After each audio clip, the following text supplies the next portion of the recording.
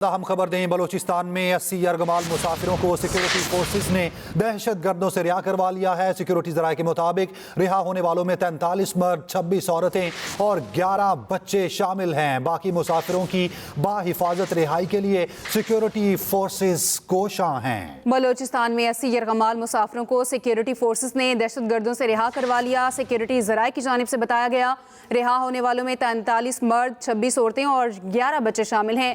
باقی مسافروں کی باحفاظت رہائی کے لیے سیکیورٹی فورسز کوشاں ہیں۔ سیکیورٹی ذرائع کی جانب سے بتایا گیا دہشت گردوں کے گرد گھیرا تنگ کر دیا گیا ہے۔ بلوچستان میں 80 یرغمال مسافروں کو سیکیورٹی فورسز نے دہشت گردوں سے رہا کروا لیا۔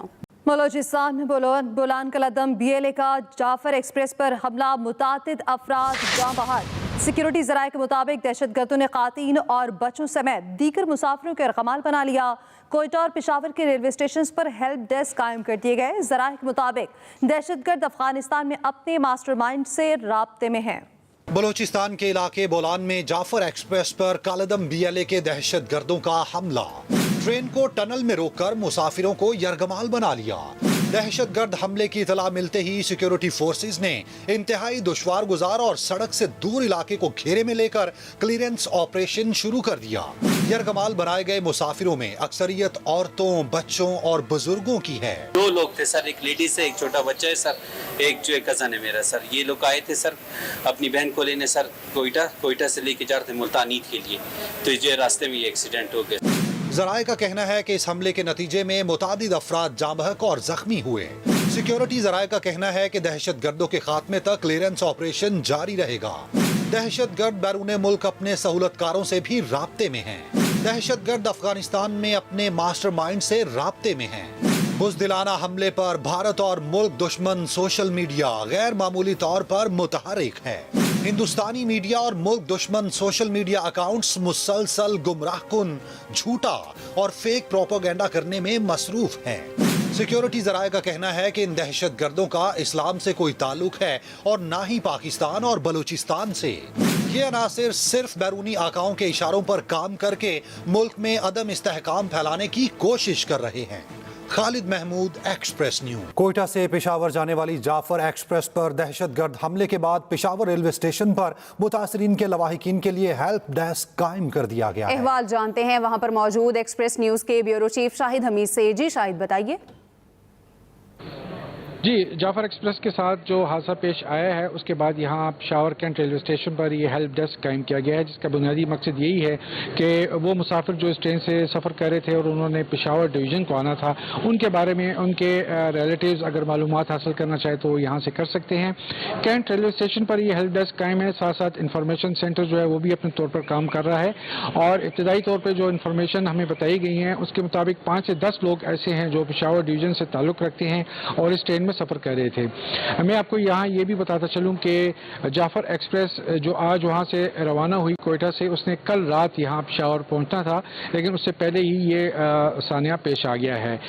اس حوالے سے حتمی طور پہ جو انفارمیشن ہے وہ ریلوے کا جو ہیڈ کوارٹر ہے اسے وہ تمام تر انفارمیشن لے کر وہ جاری کرے گا۔ جی بہت شکریہ آپ کا۔ آگے بڑھیں، آپ کو بتائیں بلوچستان میں دہشت گردوں کے حملے کی مذمت۔ محسن نقوی کا کہنا ہے معصوم مسافروں پر فائرنگ کرنے والے درندے کسی رعایت کے مستحق نہیں۔ ایاز سعدی کہتے ہیں جعفر ایکسپریس پر دہشت گردوں کا حملہ ملک دشمن شرپسند عناصر کی مذموم سازش ہے۔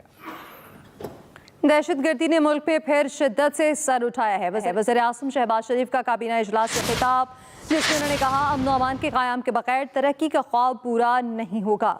دہشت گردی جو ہے اس نے بہت زور سے پھر سر اٹھایا ہے، اور KP میں اور بلوچستان میں جو اس وقت دہشت گردی کے خلاف جنگ جاری ہے، اس میں ہر روز ہمارے جوان، پولیس کے جوان، پولیس کے افواج پاکستان کے جوان، ان کے افسر شہادتیں دے رہے ہیں۔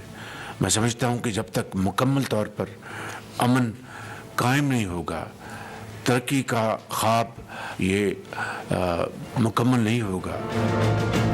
ہماری ریمیٹنسز اس ماہ میں $3.1 بلین پر پہنچی ہیں، جو کہ بہت خوشائند بات ہے، مگر اسی رفتار سے ہمیں अपनी एक्सपोर्ट्स को बल्कि इससे भी ज़्यादा बढ़ाना है। जो मैक्रो प्रोग्राम वो एक स्टेबल प्रोग्राम है IMF की मावनत से और आपकी मेहनत से, लेकिन अब हमें मुल्क की तरक्की की तरफ हमें दौड़ लगानी है। ये प्रोग्राम हमारी जो तरक्की के लिए मैं समझता हूँ कि इसलिए अहम है कि हमने अपने जो federal reserves, inflation, core inflation, आपका जो बैंकिंग जो सिस्टम में जो आपका पॉलिसी रेट उसमें कमी, ये तमाम चीज़ें इसके साथ जुड़ी हुई हैं।